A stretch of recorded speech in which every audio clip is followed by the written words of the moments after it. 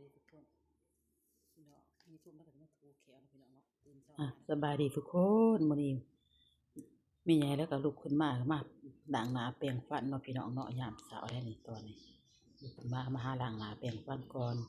เพื่อสิเฮ็ดกับข้าวกับน้ำให้เจ้านายเนาะพี่น้องเนาะมาแล้วล้างหน้าแล้วก็มาอุ่นกับข้าวให้เนาะให้เจ้านายเพิ่นกินเนาะยามเช้ามีหยังแหน่มีโจ๊กมี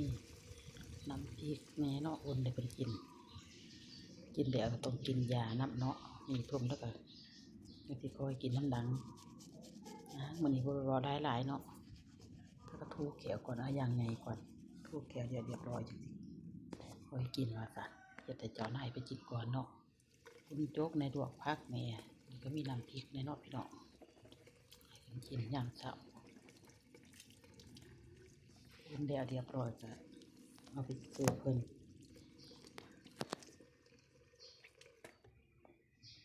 ตอนนี้เราก็เฮ็ดงานของเราไปเรื่อยๆเนาะแม่ใหญ่ทุ่มเนาะอาสูเด้อจ้ะเด้อแม่ใหญ่ทุ่มเด้อจังได๋ก็บ่ให้ท้อเด้อท้อได้อย่าสิถอยเด้อแม่ใหญ่ทุ่มอดเอาเนาะไปจะได้ก็ต้องอดเอาเฮามาตีนวิตตีนก็ว่าไหลเนาะพี่น้องเนาะจังได๋จะก็จงพยายามสู้เด้อแม่ใหญ่เด้อเอาใจซอยในเด้อพี่น้อง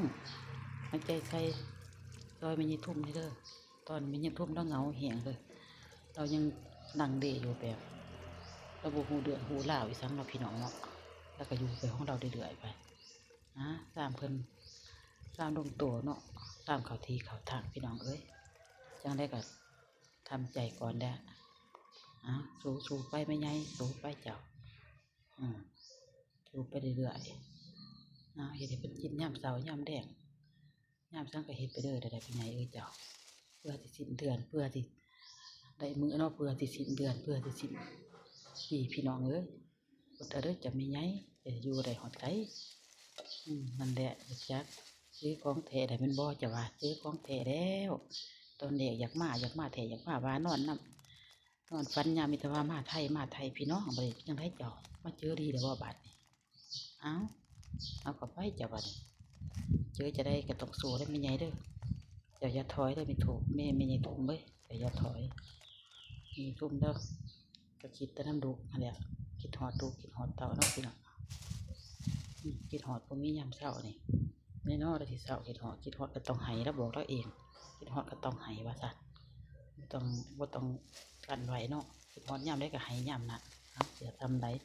ลูกอยู่บ้านสิคิดบ่ว่าแม่สิทำใดสิคิดฮอดลูกทำใดเนาะพี่น้องเนาะสู้ไปเจ้าสู้ไปจะได้ไปยากๆอดทนกันกัดเขียวกัดฟันเนาะพี่น้องหักบ่จะว่ากัดไปโลดบัดนี้จะได้กระสู้ให้เป็นของเฮาเนาะพี่น้องเนาะเฮาก็ฮักผู้เฒ่าเฮาก็อยู่นำผู้เฒ่าแม่นบ่ฮักเฮาเฮ็ดหยังก็ต้องฮักอันนั้นเนาะพี่น้องจังสิได้เงินได้ทองเพิ่นเพื่อสิได้เงินได้ทองเพิ่นพี่น้องสิมาเฮ็ดแบบสบายก็บ่ได้สู้ๆไปเรื่อยๆแม่ใหญ่